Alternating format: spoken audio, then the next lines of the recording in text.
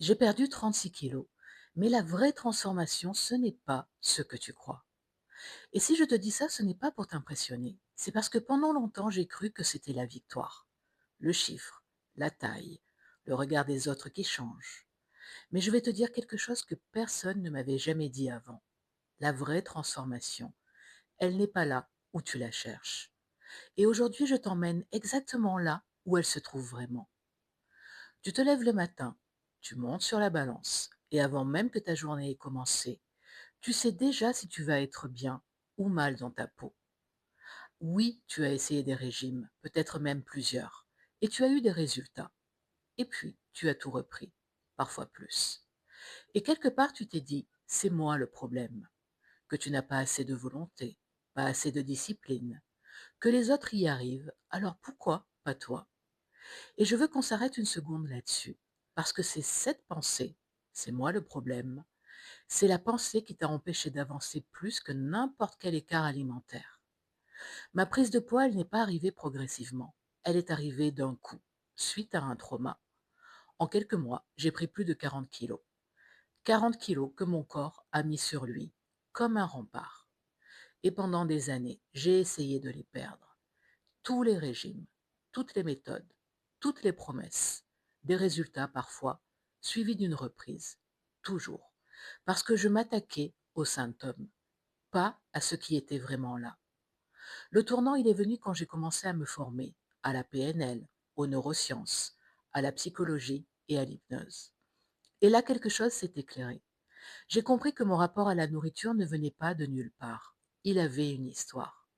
Une histoire qui commençait dans mon enfance avec ma mère, avec ce que la nourriture représentait dans cette relation, ce que mon corps avait appris à faire avec les émotions que je ne pouvais pas exprimer. Et j'ai compris quelque chose de fondamental. Tant que je ne travaillais pas sur ce trauma, sur ces schémas appris, sur ce que mon corps portait depuis si longtemps, je ne pourrais jamais perdre ce poids de manière sereine et surtout définitive.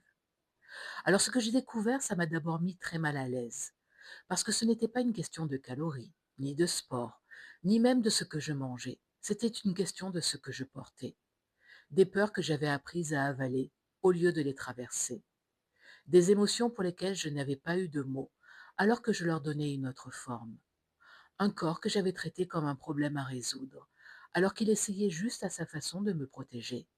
Et ça fait bizarre d'entendre ça peut-être, mais reste avec moi. Notre corps a une mémoire, pas métaphoriquement, littéralement. Chaque fois que tu as vécu quelque chose d'intense, une peur, une honte, un stress prolongé, ton corps l'a enregistré. Et il a trouvé des façons de s'adapter, de se protéger. Parfois, ce poids que tu portes physiquement, c'est aussi celui que tu portes intérieurement. Pas parce que tu es faible, parce que tu as survécu. Et ton corps, avec toute son intelligence, a gardé cette armure. Parce qu'à un moment donné, elle t'était nécessaire. La question n'est plus comment je force mon corps à changer. La question devient de quoi mon corps a-t-il encore besoin pour se sentir en sécurité, pour lâcher. Quand j'ai commencé à me poser cette question, tout a changé. Pas en une nuit, pas avec une baguette magique, mais profondément. Parce que j'ai arrêté de me battre contre moi-même. J'ai commencé à écouter ce que mes comportements alimentaires essayaient de me dire. J'ai compris que chaque craquage, chaque compulsion, c'était une information et pas une preuve de ma faiblesse. Et pour la première fois depuis des années, je me suis sentie légère. Pas sur la balance, dans ma tête. Et la balance a suivi. Mais c'était presque devenu secondaire. C'est de cette compréhension qu'est née la méthode Body Sense. Pas du jour au lendemain, de mes formations, de ma propre transformation, de tout ce que j'ai traversé et compris de l'intérieur. J'ai voulu créer une méthode qui prend en compte ce que les régimes ignorent totalement, ce qui se passe en dessous. Et cette méthode, elle repose sur 5 piliers. Le premier, c'est bien sûr l'alimentation, pas ce que tu manges, mais comment et pourquoi tu manges. Le deuxième, ce sont les émotions et ton système nerveux, parce que ton corps stocke ce que tu ne digères pas émotionnellement. Le troisième, c'est ta relation à ton corps. Tu sais, ce regard que tu portes sur toi et qui conditionne tout le reste. Le quatrième, ce sont tes croyances et tes schémas mentaux. Raconte depuis des années sur qui tu es et surtout ce dont tu es capable. Et le cinquième, c'est le sens.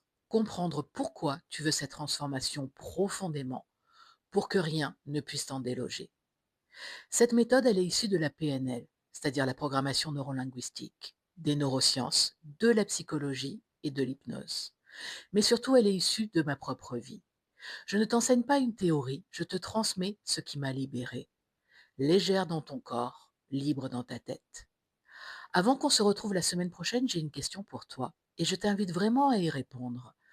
Pas en y passant, mais dans un moment de calme pour toi.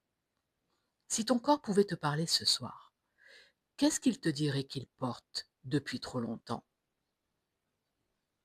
Je te retrouve la semaine prochaine et on va commencer à soulever ce poids-là ensemble. Si tu le souhaites, partage avec moi en commentaire la réponse que ton corps t'a donnée.